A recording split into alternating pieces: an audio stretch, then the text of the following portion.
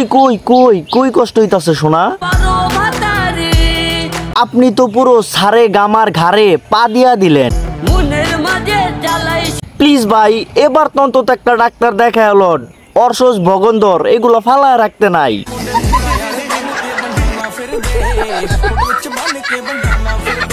কেউ যদি সকালবেলা উঠা গরম পানি এবং নুন দিয়ে কুলকুচি করে তার গলা নাকি অনেক ক্লিয়ার হয়। আপনার গরম পানি এবং নুন জল দিয়ে কাজ হইব না। আপনি এক কাজ করতে পারেন, তাহসান ভাইয়ের সকালবেলার প্রথম প্রস্রাবটা নিয়ে কুলকুচি করতে পারেন।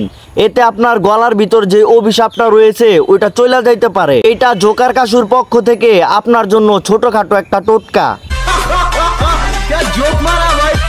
মজা আয়া। মুই আইয়া পড়ছি জোকার কাশু হিরো আলমের কিছু লোমছেরা গানের চুলছেরা বিশ্লেষণ করতে, যেটা শুনলে এবং দেখলে হাগা এবং হাসি দুইটাই একসাথে পাইবো। আর হ্যাঁ, সতর্ক বার্তা, এই গান শুনলে কান দিয়া রক্তবমি হইতে পারে, তার জন্য হাতে একটা টিস্যু রাখবেন।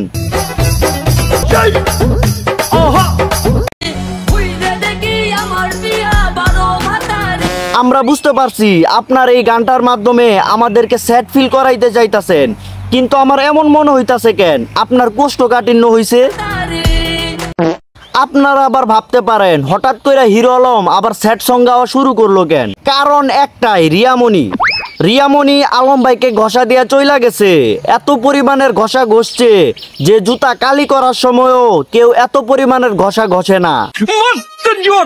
তাই আমাগো আলম ভাই তার কষ্টে কষ্টিত হয়ে এই 12 বাতারি গান আবিষ্কার কইরা ফেলাইছে। এক সেকেন্ড, এই গানের সুরটা আমার পরিচিত, ওই জানি শুনছি।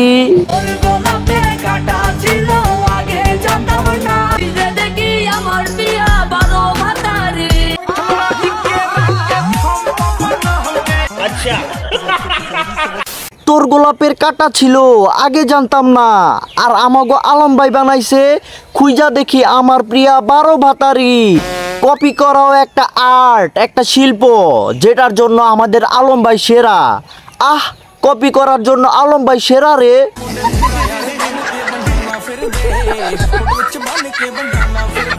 আসল শিল্পী যদি এই গানটা শুনে তাইলে আলম ভাইয়ের লোম উনিই ছিড়ব, কারণ তার এই গান এখন 12 বাতারি নামে ভাইরাল। যাই হোক, আমি আলম ভাইয়ের এই 12 বাতারি গানটা জিয়ারত করতে যাইতাছি, চাইলে আপনারাও আসতে পারেন। क्या बोला तूने?